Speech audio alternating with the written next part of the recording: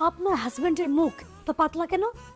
ভাবি, এটা তো আমার কিংবা আমার হাজব্যান্ডের দোষ না। আল্লাহ তাকে যেমনভাবে সৃষ্টি করেছে তেমনই সে। আর কিছুদিন আগে আমি আমার হাজব্যান্ডকে বললাম যে দেখো ঠোঁটে একটু ফিলার করো, ঠোঁটে ফিলার করলে ঠোঁটটা মোটা লাগবে। সে করবে না। সে বলেন কি জানেন, সে বলে আল্লাহর সৃষ্টিকে পরিবর্তন করা মানে পাপ। আরে ভাবি, এই পাতলা সেই পাতলা না, আমি আপনার হাজবেন্ডের ঠোঁটের কথা বলছি না। তাহলে আপনি কিসের কথা বলছেন ভাবি? মানে আপনি কি দেখেছেন? আপনার হাজবেন্ডের কাছে কোনো কথা বললে সেটা তো সে গোপন রাখতেই পারে না, বরং আর রস কস মিশে মানুষের কাছে বলে বেড়ায়। সেদিন আমি আর আমার হাজবেন্ড জোরে জোরে একটা বিষয়ে কথা বলছিলাম, কি করেছে মানুষের কাছে যে বলেছে আমার হাজবেন্ড বলে আমাকে পিটাইছে। এটা কোনো কথা বলেন? হ্যাঁ, এটা কোনো পুরুষ মানুষের কথা? আমার হাজবেন্ডের মুখের কথা তো গোপ পর্যন্তই যায় না। সে কিভাবে মানুষকে বানিয়ে বানিয়ে কথা বলবে? না না না, এটা এটা আমি কিভাবে বিশ্বাস করব?